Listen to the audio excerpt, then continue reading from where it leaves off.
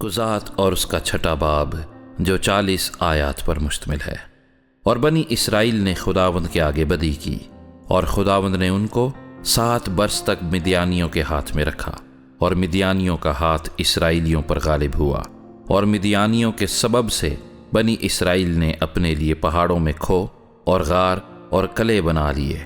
اور ایسا ہوتا تھا کہ جب بنی اسرائیل کچھ بوتے تھے تو مدیانی اور امالیکی اور اہل مشرق ان پر چڑھ آتے تھے، اور ان کے مقابل ڈیرے لگا کر غزہ تک کھیتوں کی پیداوار کو برباد کر ڈالتے، اور بنی اسرائیل کے لیے نہ تو کچھ معاش، نہ بھیڑ بکری، نہ گائے بیل، نہ گدھا چھوڑتے تھے، کیونکہ وہ اپنے چوپایوں اور ڈیروں کو ساتھ لے کر آتے اور ٹڈیوں کے دل کی مانند آتے، اور وہ اور ان کے اونٹ بے شمار ہوتے تھے۔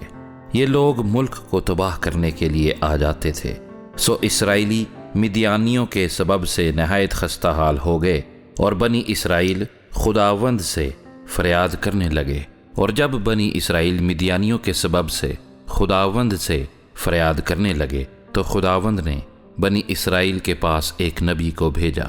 اس نے ان سے کہا کہ خداوند اسرائیل کا خدا یوں فرماتا ہے کہ میں تم کو مصر سے لایا، اور میں نے تم کو غلامی کے گھر سے باہر نکالا۔ میں نے مصریوں کے ہاتھ سے اور ان سبھوں کے ہاتھ سے جو تم کو ستاتے تھے تم کو چھڑایا، اور تمہارے سامنے سے ان کو دفع کیا، اور ان کا ملک تم کو دیا۔ اور میں نے تم سے کہا تھا کہ خداوند تمہارا خدا میں ہوں، سو تم ان اموریوں کے دیوتاؤں سے جن کے ملک میں بستے ہو مت ڈرنا، پر تم نے میری بات نہ مانی۔ پھر خداوند کا فرشتہ آ کر افرا میں بلوت کے ایک درخت کے نیچے جو یواس ابی زری کا تھا بیٹھا، اور اس کا بیٹا جدعون میں کے ایک کولو میں گیہوں جھاڑ رہا تھا تاکہ اس کو مدیانیوں سے چھپا رکھے۔ اور خداوند کا فرشتہ اسے دکھائی دے کر اس سے کہنے لگا کہ اے زبردست سورما، خداوند تیرے ساتھ ہے۔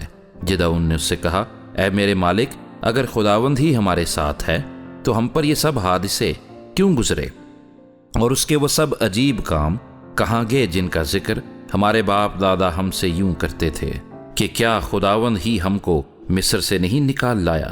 پر اب تو خداوند نے ہم کو چھوڑ دیا اور ہم کو مدیانیوں کے ہاتھ میں کر دیا۔ تب خداوند نے اس پر نگاہ کی اور کہا کہ تو اپنے اسی زور میں جا اور بنی اسرائیل کو مدیانیوں کے ہاتھ سے چھڑا۔ کیا میں نے تجھے نہیں بھیجا؟ اس نے اس سے کہا، اے مالک، میں کس طرح بنی اسرائیل کو بچاؤں؟ میرا گھرانہ منسی میں سب سے غریب ہے، اور میں اپنے باپ کے گھر میں سب سے چھوٹا ہوں۔ خداوند نے اس سے کہا، میں ضرور تیرے ساتھ ہوں گا، اور تو مدیانیوں کو ایسا مار لے گا جیسے ایک آدمی کو۔ تب اس نے اس سے کہا کہ اب اگر مجھ پر تیرے کرم کی نظر ہوئی ہے تو اس کا مجھے کوئی نشان دکھا کہ مجھ سے تو ہی باتیں کرتا ہے، اور میں تیری منت کرتا ہوں کہ تو یہاں سے نہ جا جب تک میں تیرے پاس پھر نہ آؤں اور اپنا ہدیہ نکال کر تیرے آگے نہ رکھوں۔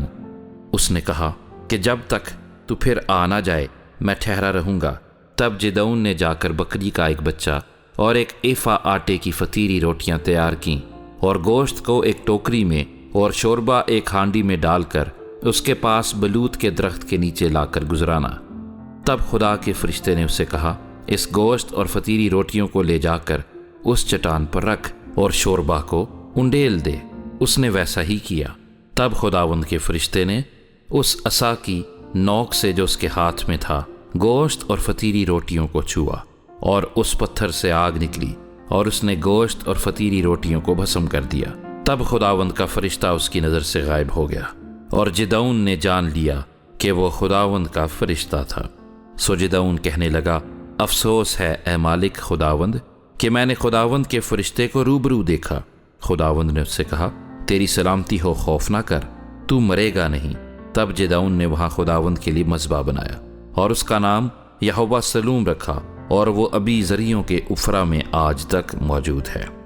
اور اسی رات خداوند نے اسے کہا کہ اپنے باپ کا جوان بیل، یعنی وہ دوسرا بیل جو 7 برس کا ہے، لے، اور بال کے مذبح کو جو تیرے باپ کا ہے ڈھا دے، اور اس کے پاس کی جسیرت کو کاٹ ڈال، اور خداوند اپنے خدا کے لیے اس گڑھی کی چوٹی پر قاعدے کے مطابق ایک مذبح بنا، اور اس دوسرے بیل کو لے کر اس جسیرت کی لکڑی سے جسے تو کاٹ ڈالے گا سوختنی قربانی گزران۔ تب جدعون نے اپنے نوکروں میں سے 10 آدمیوں کو ساتھ لے کر جیسا خداوند نے اسے فرمایا تھا کیا، اور چونکہ وہ یہ کام اپنے باپ کے خاندان اور اس شہر کے باشندوں کے ڈر سے دن کو نہ کر سکا، اس لیے اسے رات کو کیا۔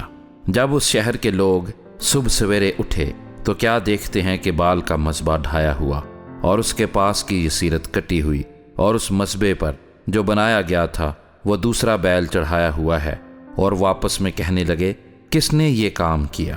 اور جب انہوں نے تحقیقات اور پرسش کی تو لوگوں نے کہا کہ یوآس کے بیٹے جدعون نے یہ کام کیا ہے۔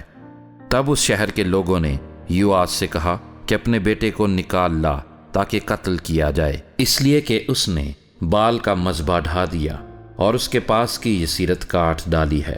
یوآس نے ان سبھوں کو جو اس کے سامنے کھڑے تھے کہا، کیا تم بال کے واسطے جھگڑا کرو گے یا تم اسے بچا لو گے؟ جو کوئی اس کی طرف سے جھگڑا کرے وہ اسی صبح مارا جائے۔ اگر وہ خدا ہے تو آپ ہی اپنے لیے جھگڑے، کیونکہ کسی نے اس کا مذبح ڈھا دیا ہے۔ اس لیے اس نے اس دن جدعون کا نام یہ کہہ کر یربال رکھا کہ بال آپ اس سے جھگڑ لے، اس لیے کہ اس نے اس کا مذبح ڈھا دیا ہے۔ تب سب مدیانی اور امالیکی اور اہل مشرق اکٹھے ہوئے اور پار ہو کر یزرییل کی وادی میں انہوں نے ڈیرا کیا۔ تب خداوند کی روح جدعون پر نازل ہوئی، سو اس نے نرسنگا پھونکا اور ابیعزر کے لوگ اس کی پیروی میں اکٹھے ہوئے۔ پھر اس نے سارے منسی کے پاس قاصد بھیجے، سو وہ بھی اس کی پیروی میں فراہم ہوئے، اور اس نے عاشر اور زبولون اور نفتالی کے پاس بھی قاصد روانہ کیے، سو وہ ان کے استقبال کو آئے۔ تب جدعون نے خدا سے کہا کہ اگر تو اپنے قول کے مطابق میرے ہاتھ کے وسیلے سے بنی اسرائیل کو رہائی دینی چاہتا ہے تو دیکھ میں بھیڑ کی اون کھلیہان میں رکھ دوں گا۔ سو اگر اوس فقط اون ہی پر پڑے اور آس پاس کی زمین سب سوکھی رہے تو میں جان لوں گا کہ تو اپنے قول کے مطابق بنی اسرائیل کو میرے ہاتھوں کے وسیلے سے رہائی بخشے گا۔ اور ایسا ہی ہوا، کیونکہ وہ صبح کو جو سویرے اٹھا اور اس اون کو دبایا اور اون میں سے اوس نچوڑی تو پیالہ بھر پانی نکلا۔ تب جدعون نے خدا سے کہا کہ تیرا غصہ مجھ پر نہ بھڑکے، میں فقط ایک بار اور عرض کرتا ہوں، میں تیری منت کرتا ہوں کہ فقط ایک بار اور اس اون سے آزمائش کر لوں۔ اب صرف اون ہی اون خشک رہے اور آس پاس کی سب زمین پر اوس پڑے۔ سو خدا نے اس رات ایسا ہی کیا، کیونکہ فقط اون ہی خشک رہی اور ساری زمین پر اوس پڑی۔